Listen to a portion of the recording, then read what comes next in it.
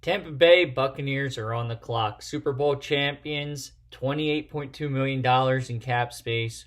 What will they do? Who will they keep?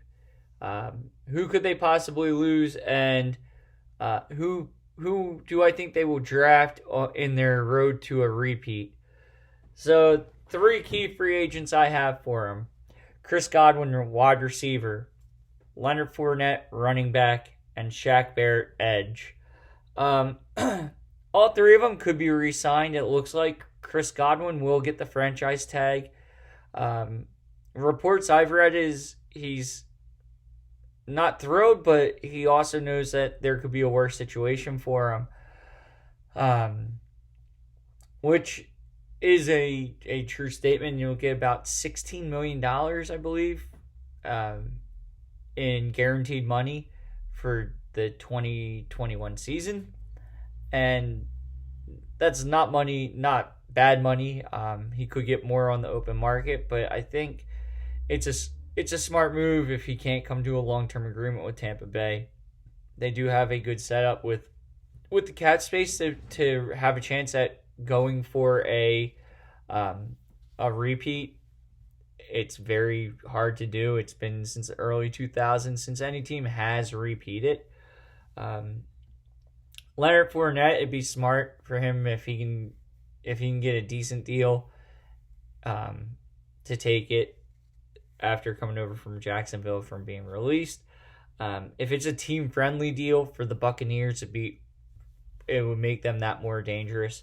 Um, and Shaq Barrett has been a force on the edge for Tampa Bay. He came over from Denver, I believe, and just put up great numbers statistically on defense for past couple of years.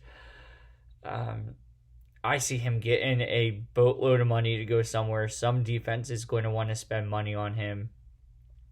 Um, that, and I think he's going to walk.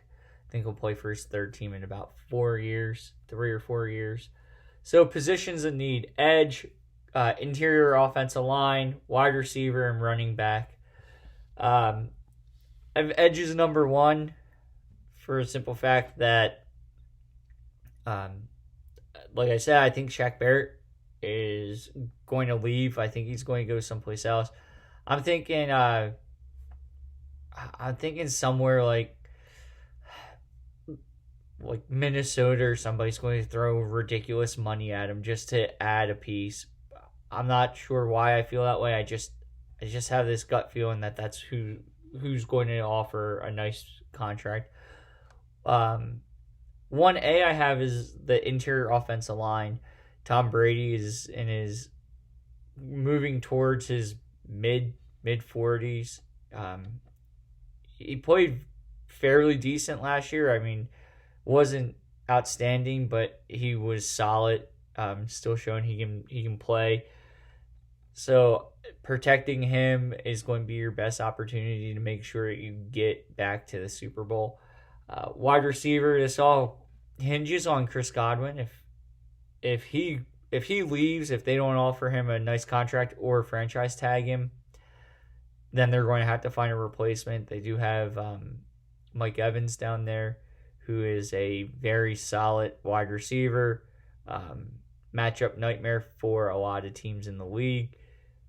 But you can't just do it with one wide receiver.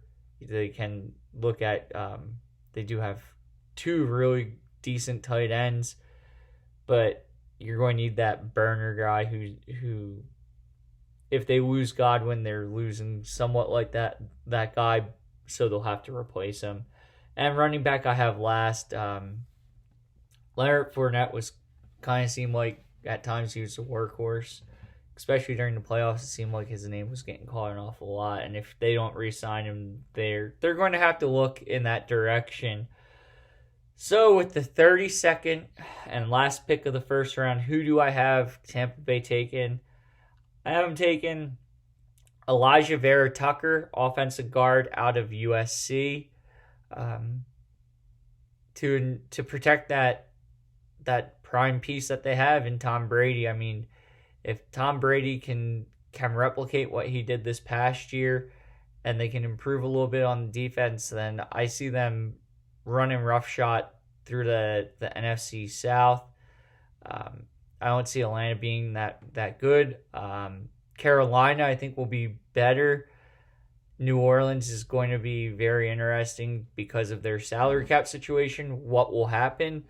But looking at things right now before free agency hits and all these offseason moves have happened and the NFL draft, it looks like Tampa Bay is number one. And then I have in that division Carolina. I think Carolina with Matt Rule and his coaching style is a little different. When he coached at Temple, he was a coach that he said, I'm not an offensive coach, I'm not a defensive coach, I'm the head coach. So I think that's going to be Tampa's biggest competition in the division. But I think if they can keep most of their pieces together, they're going to run through that division, and probably week 13 or 14, they'll be at a point where they're basically resting their starters for the playoffs. Not full games, I think, like taking the last series off or doing certain stuff to protect their guys, spreading workload, all that. Because I think they're going to be that dominant next year. Let me know what you think. Like, comment, share, subscribe. All those will help me out. The interaction between everybody would be beneficial.